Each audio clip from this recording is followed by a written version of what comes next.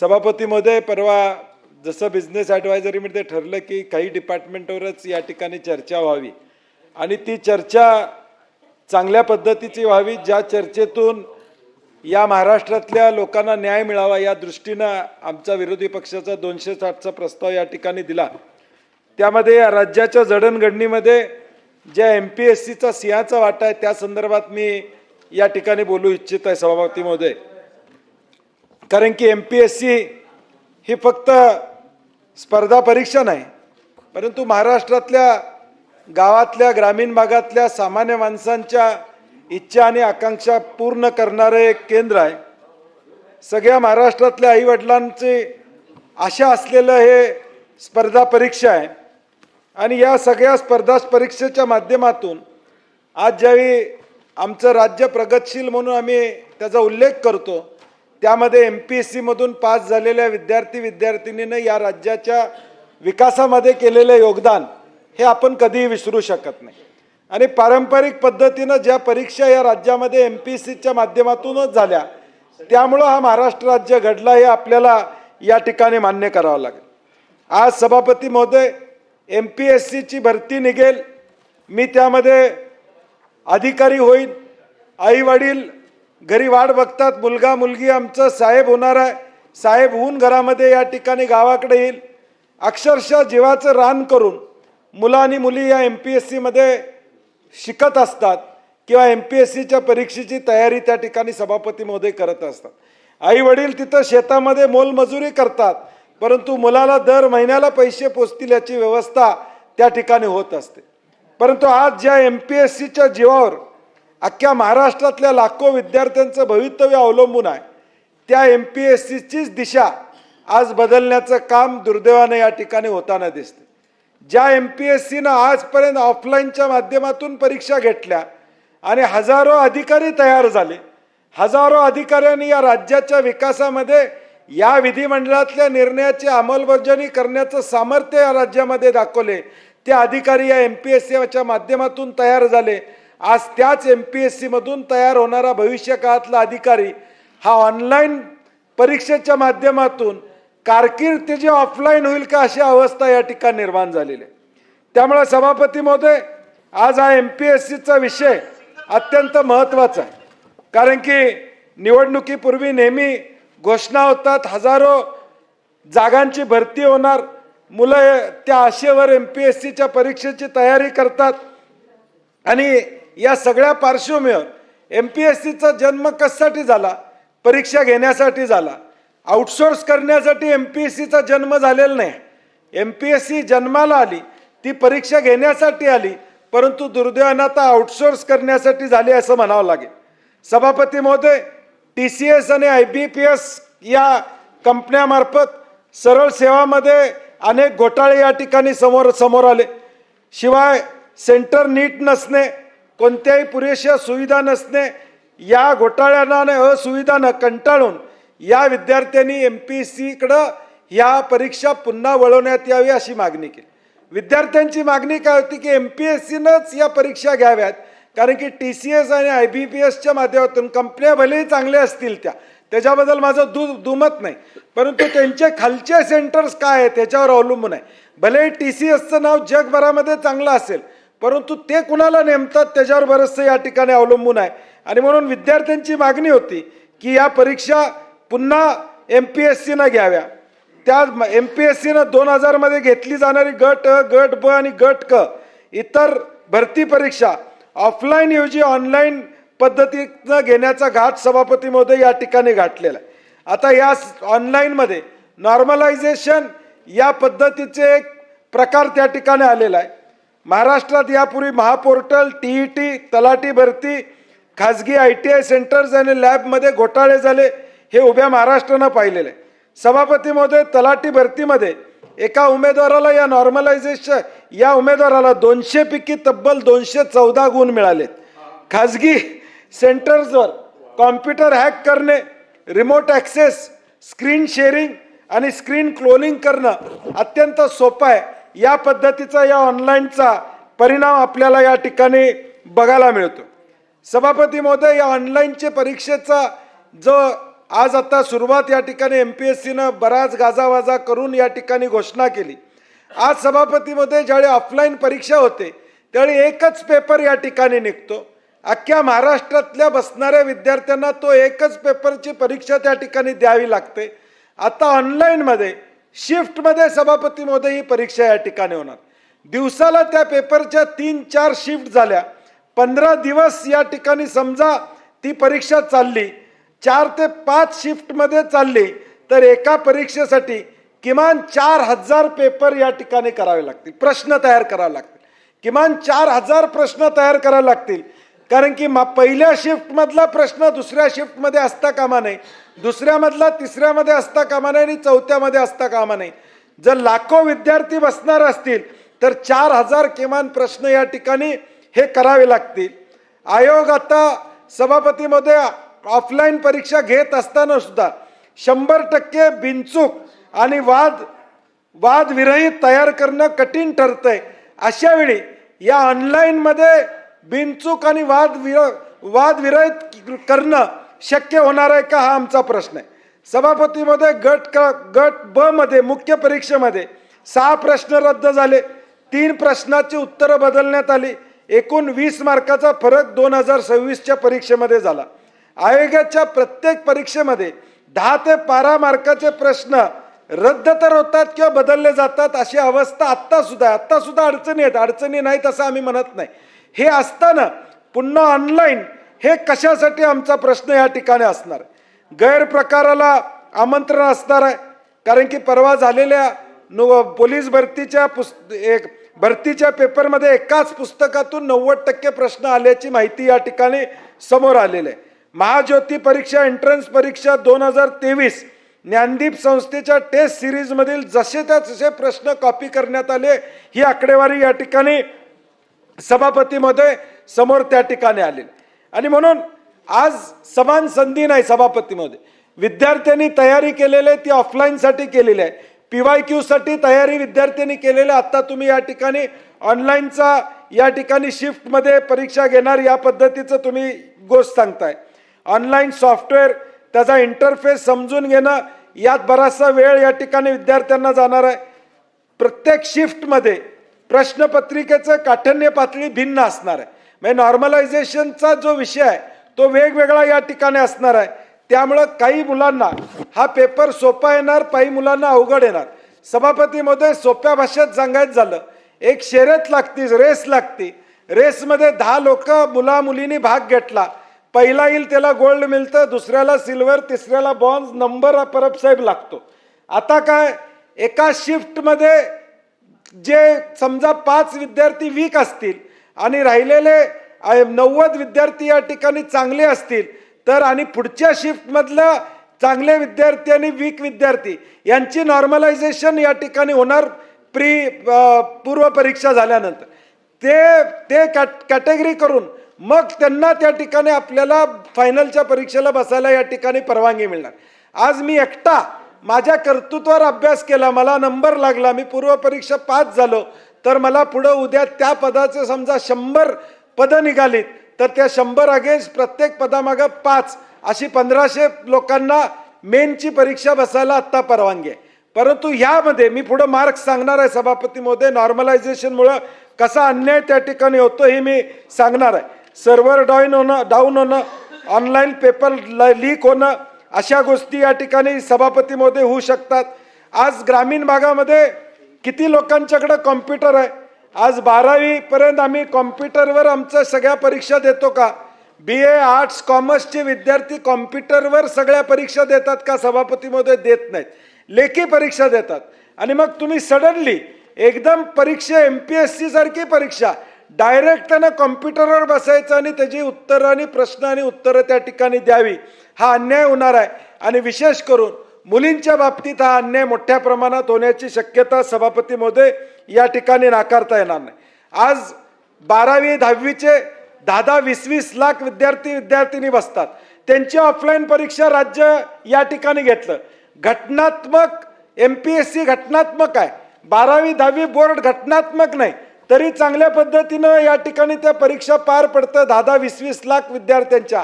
इथं 4 लाख 2 लाख 5 लाख विद्यार्थ्यांच्या ऑफलाईन परीक्षेला घ्यायला काय अडचण आहे असं मला सभापती महोदय या ठिकाणी वाटत नाही.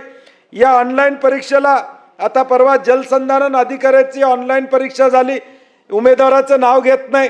उमेदवारानं परीक्षा केंद्रावरील कर्मचाऱ्याला 25,000 लाच दिली. 10 वाजून 15 मिनिटं वाजल्यानंतर 15 मिनिटं बाकी असताना त्यानं सगळे उत्तरं या ठिकाणी लिहायला चालू केली. ते सापडली हा भाग वेगळा, परंतु TCSच्या कर्मचाऱ्याला बाहेरून त्यांना उत्तरं या ठिकाणी पुरवली. ही आकडेवारी ही माहिती समोर आली. 11 जणांना अटक झाली. TCS कर्मचारी त्यातल्या 3 कर्मचाऱ्यांचा समावेश आहे या ऑनलाईन परीक्षेचा परिणाम या ठिकाणी. सभापती महोदय, मी मगाशी नॉर्मलायझेशनचं आपल्याला माहिती सांगितली. नॉर्मलायझेशनला या ठिकाणी झाल्यानंतर अनेक हुशार मुलांना त्याचा फटका या ठिकाणी बसणार आहे. हा सांघिक खेळ नाही. जसं फुटबॉल हॉकीमध्ये 10-11 जणांची टीम या ठिकाणी घेते आणि मॅच जिंकते, इथं मॅच जिंकायचा दरेकर साहेब या ठिकाणी विषय नाही आहे. इथे एकटा माणूस नोकरीला लागणार आहे. MPSC मध्ये टीम नोकरीला लागणार नाही. आता तुम्ही टीमच्या परफॉर्मन्सवर एकट्या मार्काचं मार्किंग या ठिकाणी ठरवणार आहे. टीम कशी वागली त्याच्यावर तुम्हाला गोल्ड मेडल, सिल्वर मेडल आणि ब्रॉन्झ मेडल मिळणार आहे. मी उदाहरण त्या पद्धतीनं सभापती महोदय या ठिकाणी देतोय. हा गुणवत्तेवरील लेवल प्लेइंग फील्ड या ठिकाणी असणार नाही सभापती महोदय. आता एक गट क तलाठीची या ठिकाणी परवा परीक्षा झाली. 200 पैकी 202 मार्क पडले त्या नॉर्मलायझेशन मध्ये. अभिजित, म्हणजे उमेदवाराचं नाव घेत नाही मी, 200 पैकी 202 मार्क या नॉर्मलायझेशन मेथड मध्ये पडले. त्याच परीक्षेमध्ये सभापती महोदय उदय सामंत साहेब, हे महत्वाचं आहे की हे सभापती महोदय 154 मार्क पडले प्रीला. दुसऱ्या एका उमेदवाराला 166 पडले प्रिलिमला. 154 पडले. तो ज्या शिफ्टला होता त्या शिफ्टचं नॉर्मलायझेशन सगळ्या शिफ्टचं केल्यानंतर त्याचे मार्क झाले 193 नॉर्मलायझेशनच्या फॉर्म्युल्याप्रमाणे. आणि ज्याला 166 पडले होते प्रिलिम्सला, तो ज्या शिफ्टला होता तिथं कदाचित वीक मुलं असतील, त्याचे नॉर्मलायझेशन नंतर मार्क झाले 190.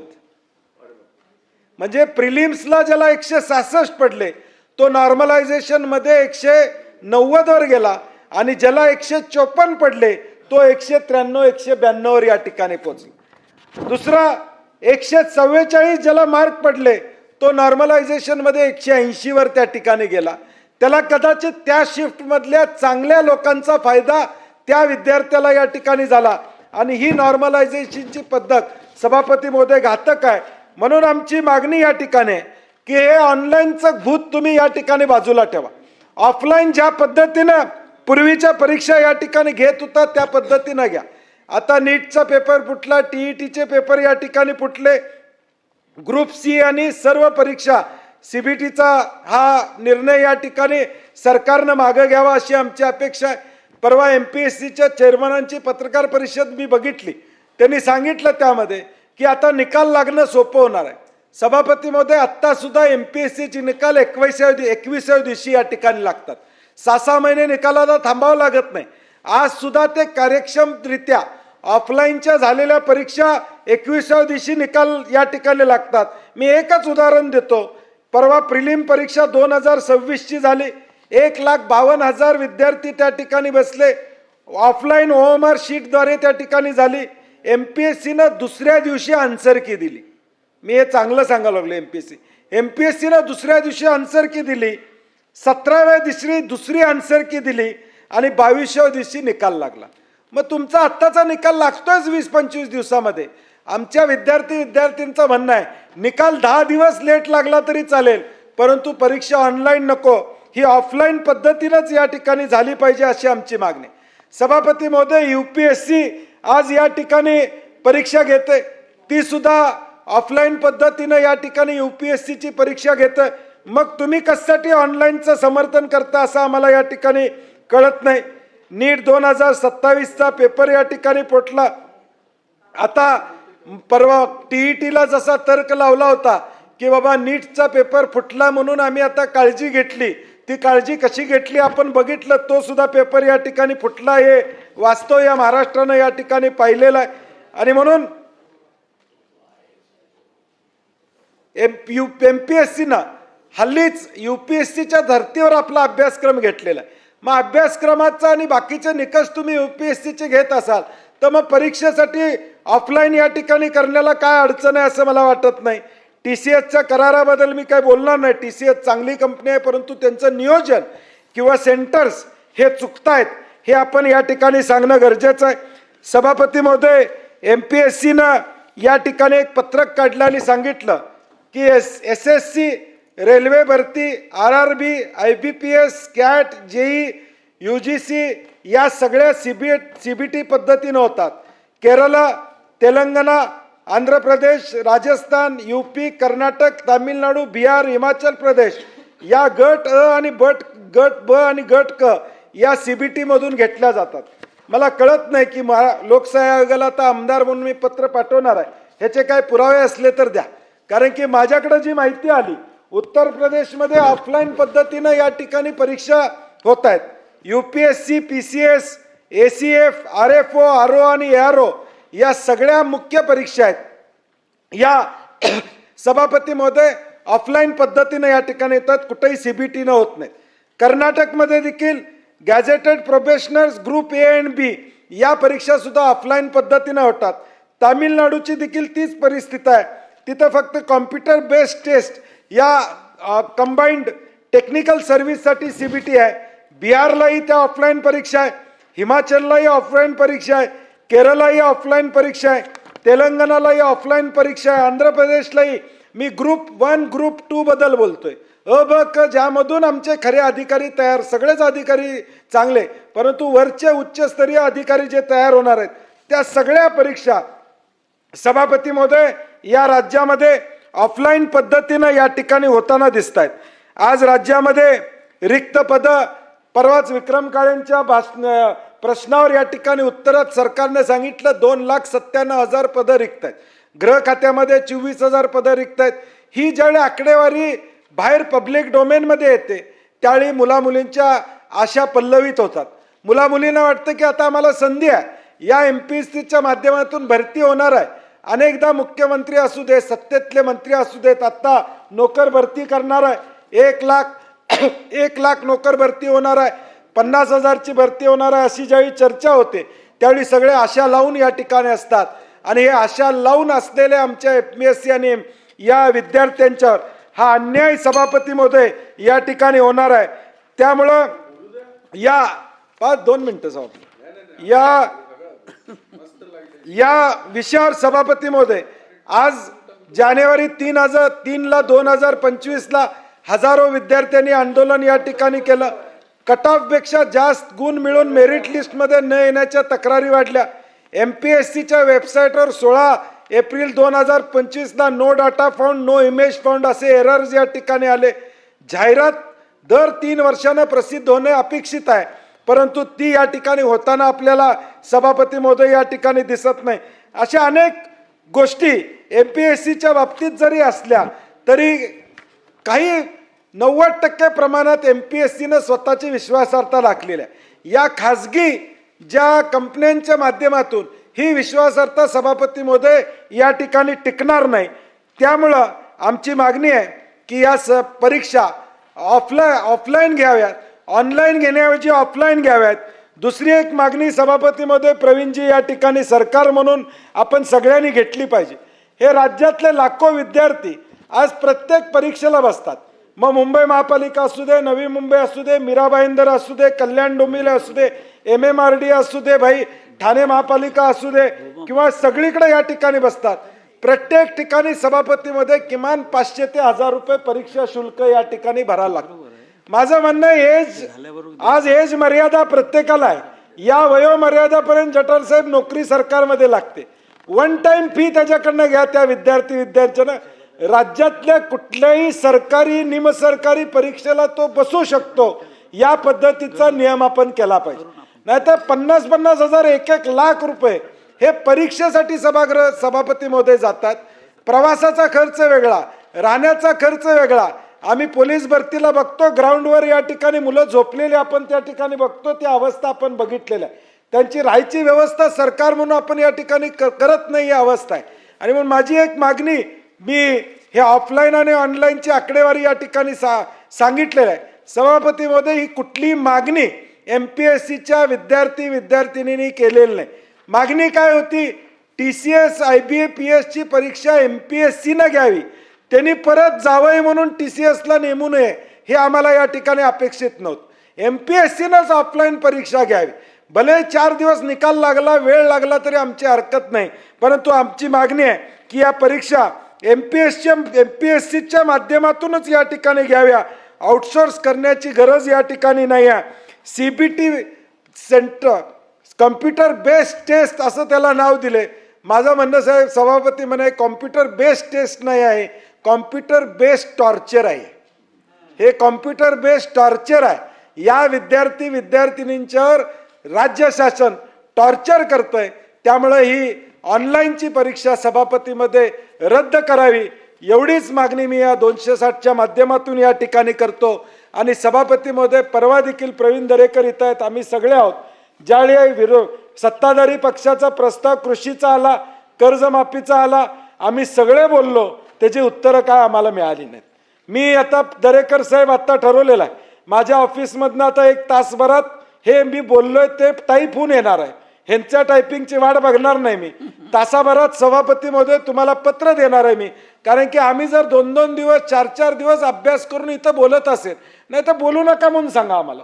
न बोललेलं बरोबर प्रवीणजी. कारण की जर आम्ही मुद्दे घेऊन, जर लोकांचे मुद्दे घेऊन आम्ही जर प्रश्न मांडत असेल, तर किमान त्या विषयावर आम्हाला तुम्ही उत्तर मिळालं पाहिजे. सरळ उत्तर मला नको. मी तासाभरानं सभापती महोदय हे मी भाषण केलं त्याचं अधिकृत पत्र तुम्हाला देणार आहे. सरकारला तुमच्या मार्फत ते गेलं पाहिजे. जे मुद्दे मी उपस्थित केलेत नॉर्मलायझेशनच्या बाबतीत, 140चा मार्क 190 वर कसा गेला, त्याचं आम्हाला उत्तर अपेक्षित आहे. नुसतंच भूलथापा नको की ऑनलाईन परीक्षा म्हणजे चांगलं एक स्वप्न, सप्तरंगी रेनबो दाखवण्याचा प्रयत्न आहे. ज्या सप्तरंगी रेनबोला हात सुद्धा लावता येत नाही, अशी आमच्या विद्यार्थ्यांची अवस्था व्हायला नको. त्यामुळे ही CBT कॉम्प्युटर बेस्ड टॉर्चर रद्द करावा, एवढी मागणी करतो आणि माझे 2 शब्द या ठिकाणी थांबवतो.